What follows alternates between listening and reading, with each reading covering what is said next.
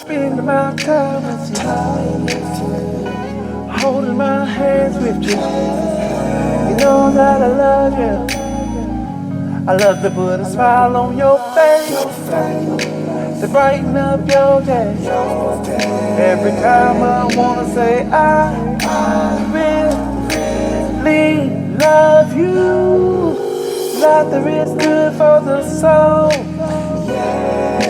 Oh. What's up, everybody? My name is Gabriel. I am Monique. And we are Soulful Laughter. And we're coming together tonight to just talk about a few things about family and parenting. And parenting issues that arise in real life, but primarily what we've been reading on, especially last night in the Bible, with some parenting mistakes and fails. And we want to bring it back to real life and show you that, guess what? Even through those mistakes, God still used people. But there were some major issues that went down. And we laughed last night and cracked up, and we're just going to make this as fun, as interesting as we can. So we're just going to go ahead and start. We were reading first of all, we are reading through the Bible with our children. We have two younger children who are 9 and 13. So we're trying to read through the Bible with them and really do some deep studying and make it more realistic, for them so they can have a deeper understanding.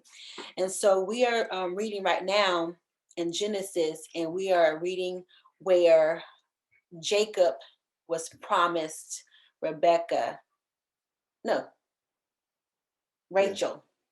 Rachel. And instead he got Leah. And for those of you who do not know, Rachel was in the Bible. She was said to be very beautiful, and Leah, her sister, was said to be tender-eyed, and to my knowledge, that means cross-eyed. Yes, or not as attractive as her sister. Yes.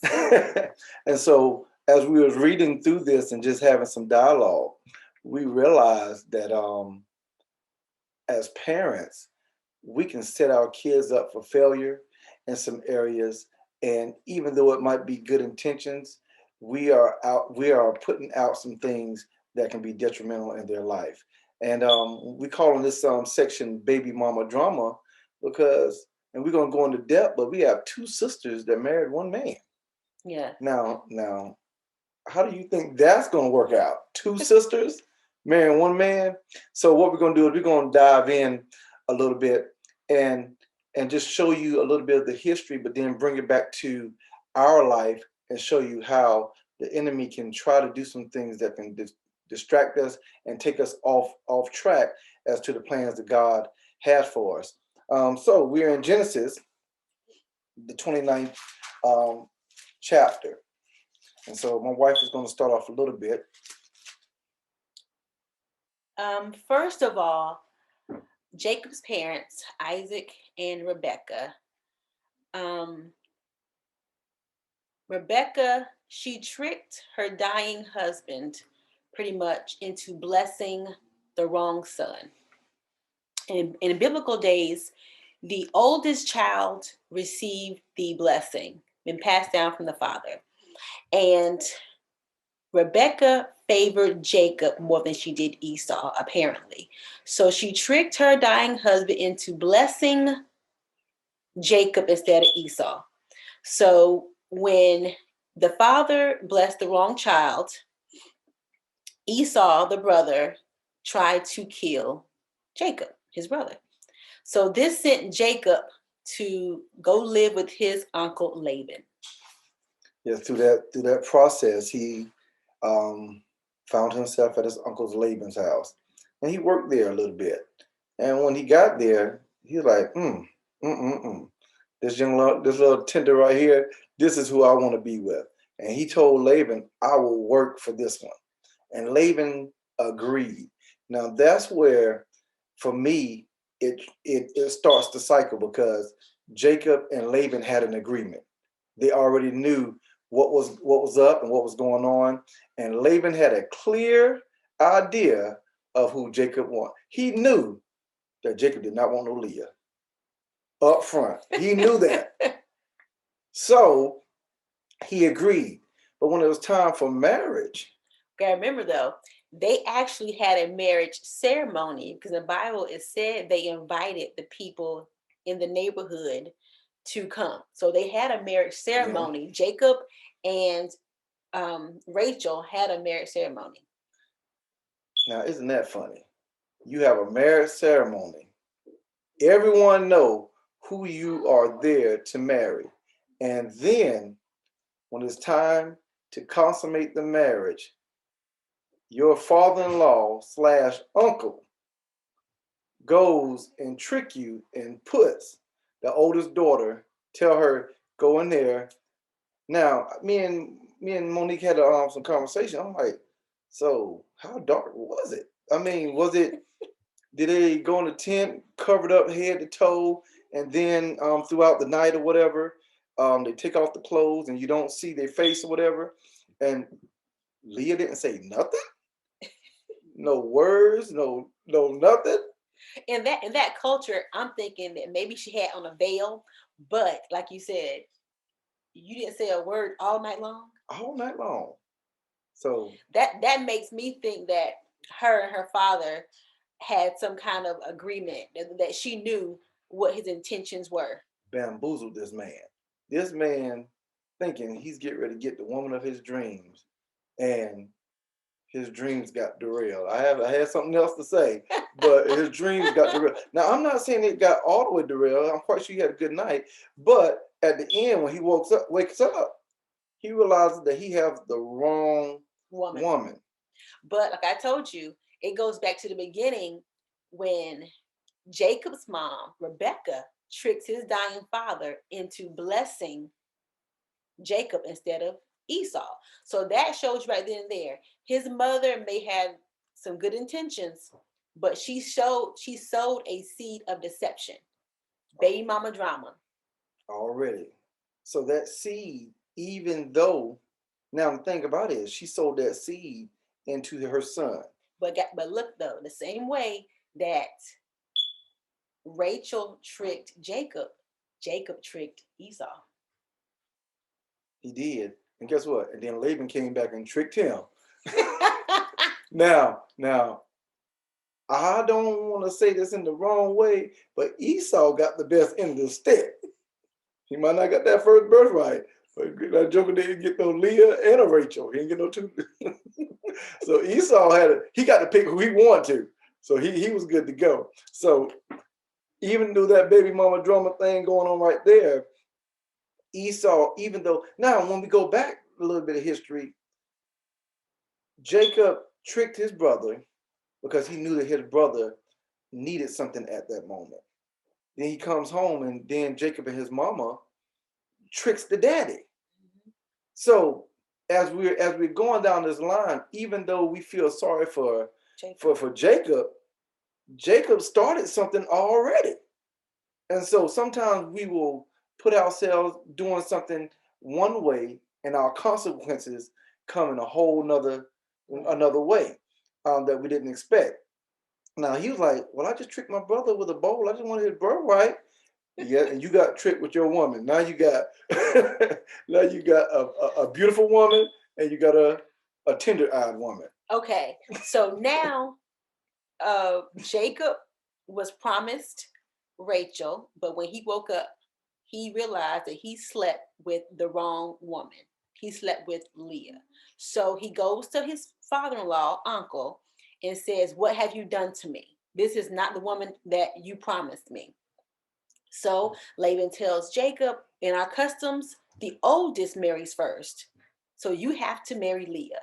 And they work out a deal that he can marry Rachel also after 1 week, and he has to work 7 more years. So now he has worked 14 years and he has two wives, one he never wanted and the other one that he loves dearly.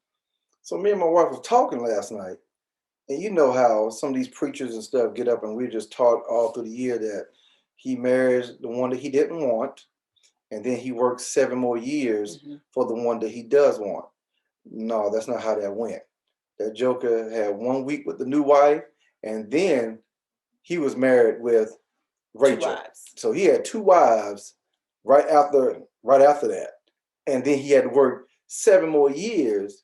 Just I was like, man, this is crazy. So now getting into the baby mama drama, we got two sisters married to the same man. And gotta remember, in that time they had handmaidens. So each sister had their own handmaiden, Bilhah and Zilpah. So he has not just Rachel and Leah, he has also two more handmaidens. So that's four women, four baby mamas under one roof, under tents, I'm pretty sure. Man, we can hardly handle one. Well, some people say they can handle two, but truthfully, if you put 100% into it, you only can handle one.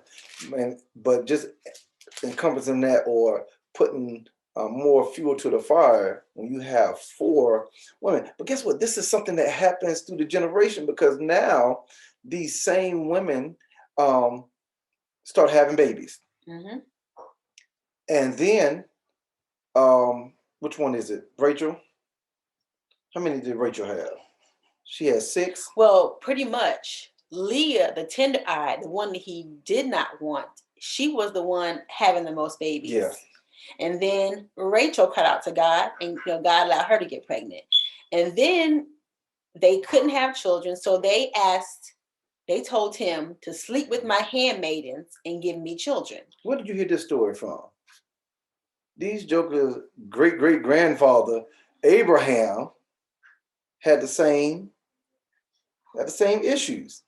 Sarah told Abraham to sleep with her handmaiden. So as we're going down the line, this seed did not just happen just overnight with his mama and his daddy. This thing happened generations before. And so sometimes we look at things in our bloodlines and say, how did this come about? Why did this come about? God, how did this happen? And if we go back and just reflect on some of the things that's happened in the generations before, we'll see that there are some characteristics that are entwined in their DNA that guess what? This doesn't have to play out. Unless someone stops the cycle, it plays out. And so now we're here with the baby mama drama. So we have four women. And throughout in the readings, this is Genesis 30, it talks about how the handmaidens are having babies, and during that time, if one of the wives couldn't have children and her handmaid could, she would tell her husband go sleep with her, and she would take the baby, even though the handmaid could. It was her baby, but the wife would raise the baby.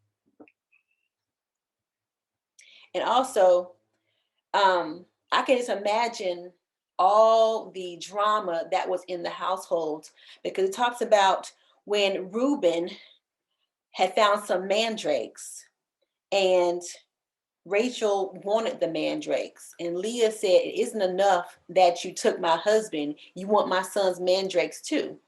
Well, she told him that if you let me sleep with your husband, you can have the mandrakes.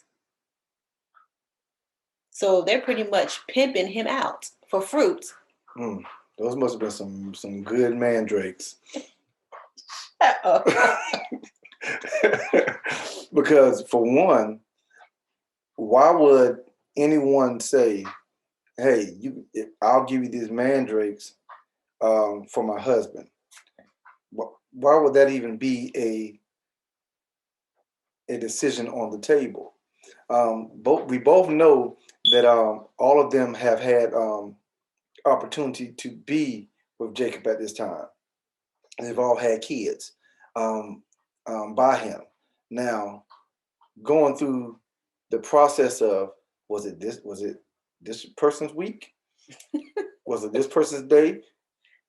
I mean, and then there had to be some times where that was some challenges through that. So when you talk about baby mama drama, Jacob probably worked a lot. We do not see in scripture a scripture where he was hanging around the tents too much, and he was out there probably showing his boys how to herd sheep and how to do the things of the on the family business. Well, I'm looking at it from another perspective. I'm looking at it. I feel so sorry for Leah. Um, just like Abraham and Sarah kind of gave up hope and didn't believe that God was going to bless them with a child. I'm not sure if Laban believed that God was going to send Leah, his less attractive daughter, a husband, because he tricked a man into marrying her, and then the man didn't want to marry her. He didn't want her at all. And so, how do you think this woman felt being married to a man that she knows does not want to be with her, and that he loves her sister more? And he might have treated her kids better than Leah's children.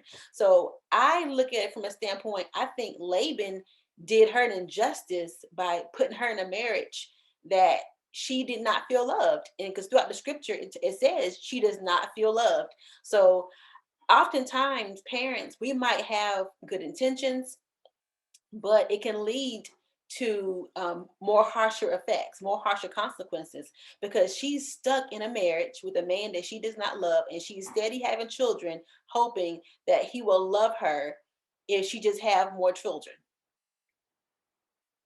And I understand where my wife is coming from, and we had a conversation on this last night. Yes,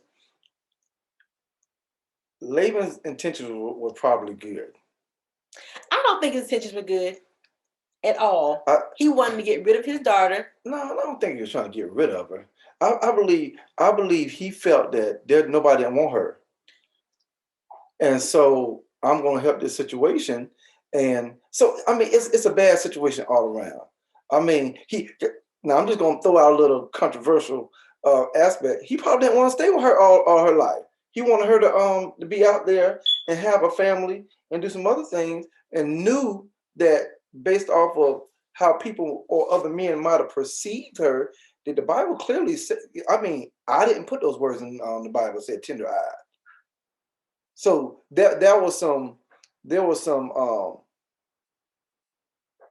defects that were there that didn't make her as attractive as a sister.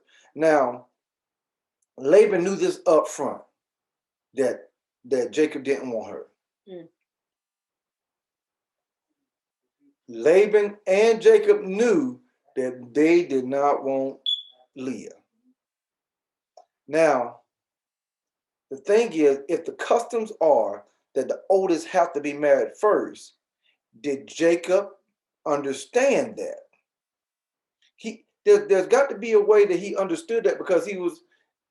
I don't know because we're not in the Bible times, but he had a wedding ceremony already with Rachel.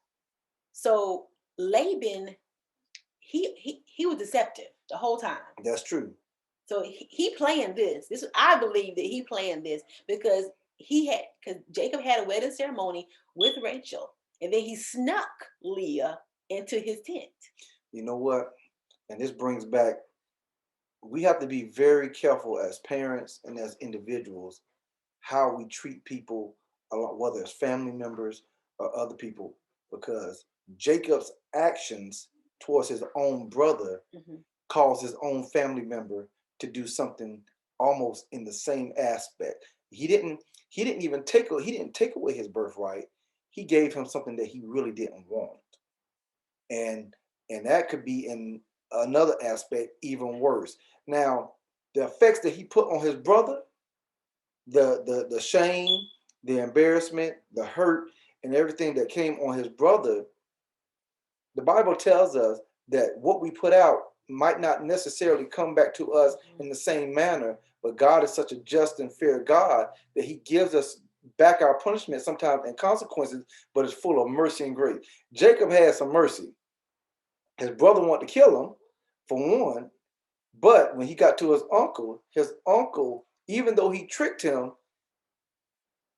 as you can tell, Jacob he was upset, but he was willing to work 7 more years for his woman. I wonder in his mind, did he come back what he did to his brother? And God, is this a punishment? But at the same time, as we were talking about Leah, Leah got affected. Yes, she did. So sometimes our actions, we mean it for one way, but there's casualties of this. And Leah wasn't never part of that story. She was never there with the what happened with Jacob and her and his brother. But when Laban came and tricked him, he brought her in the picture. Mhm. Now we could speculate all day and say this and say that, but at the end of the day, Jacob had 4 women in the house. Now God told um Isaac that he was going to have, I mean, no, Abraham, that he was going to have many nations, many nations.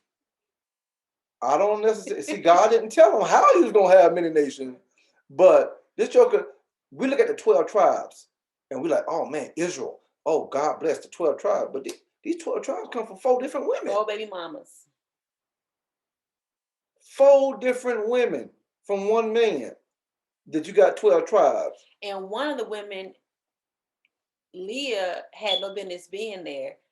She didn't feel loved. She didn't feel wanted. So can you imagine the conversations, the arguments that went in that household? Can you imagine?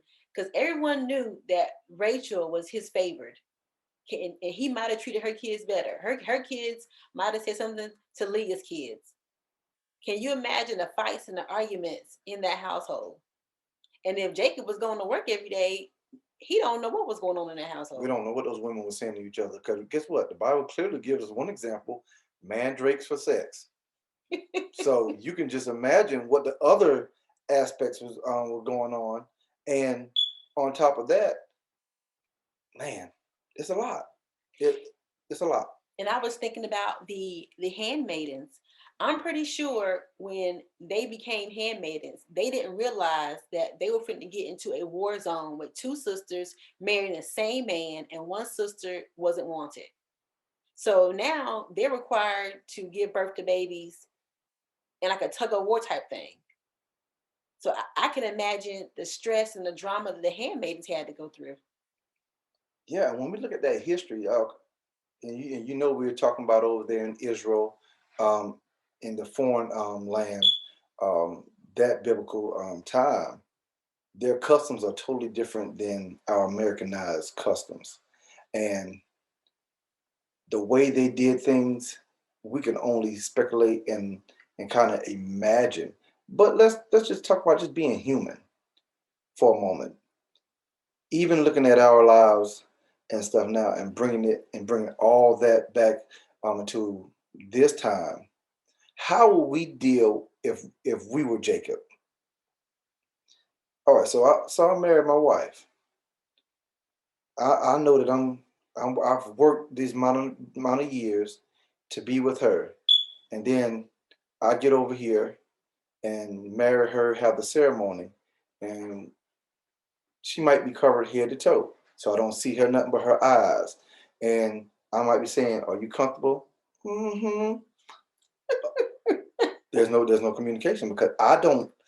According to scripture, he didn't know who he was messing with that night. And you would think that he worked, so he was around Rachel and Leah both, so you would think he would know their voice. So I don't know. It's confusing because she didn't say nothing. Nothing. That's why I believe she was in on the deception. She had to know who lays with the man all night long and doesn't say a word. A word. I don't know nobody. Do you know somebody?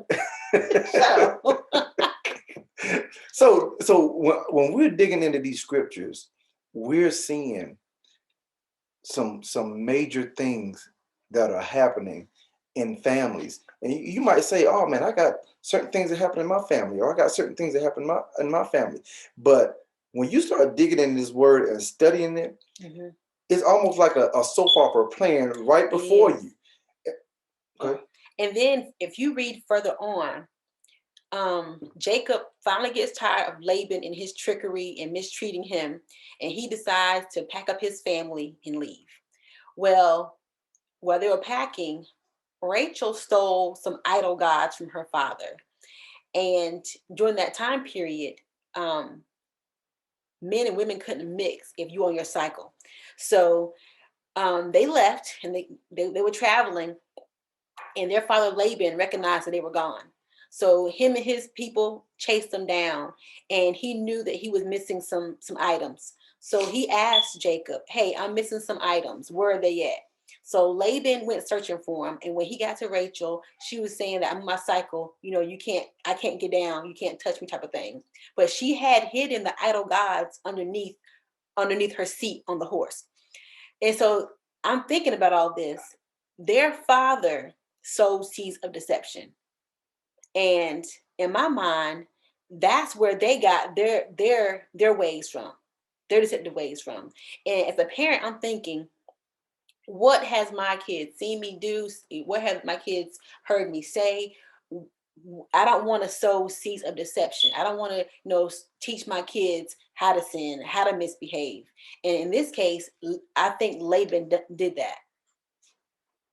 And even for myself, what have I done, even in good intentions, that might have put some seeds out there, and they're reaping a harvest.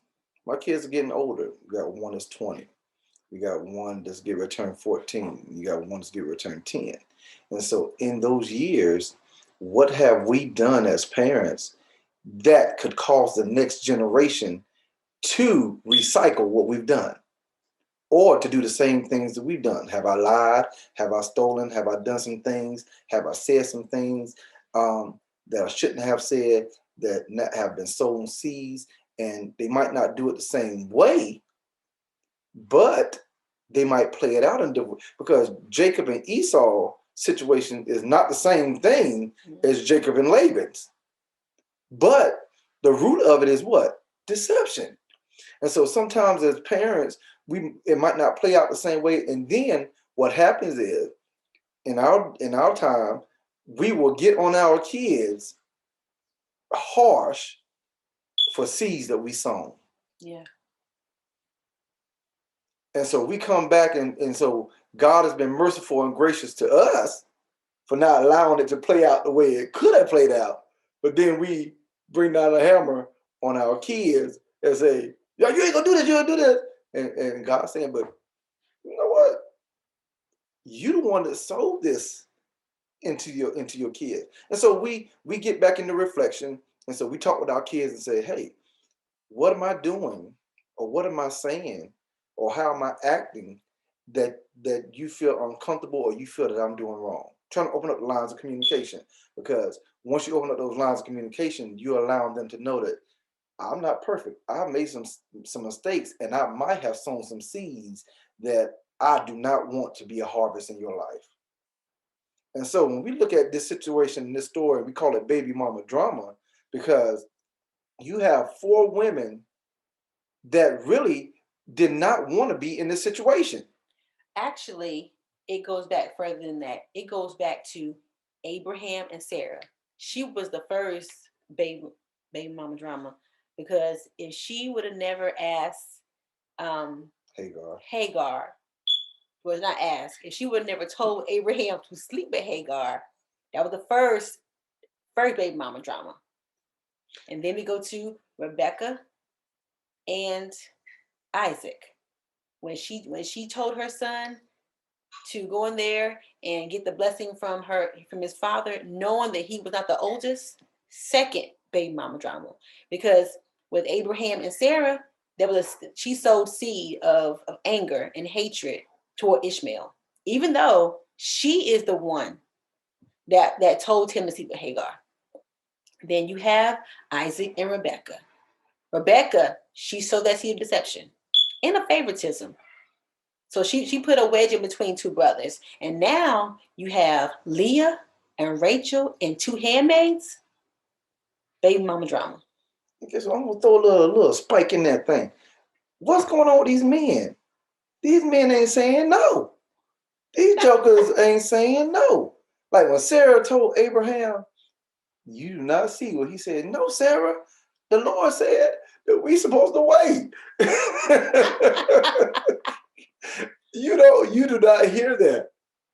Now when you jump all the way over here to Jacob and Laban and all this stuff.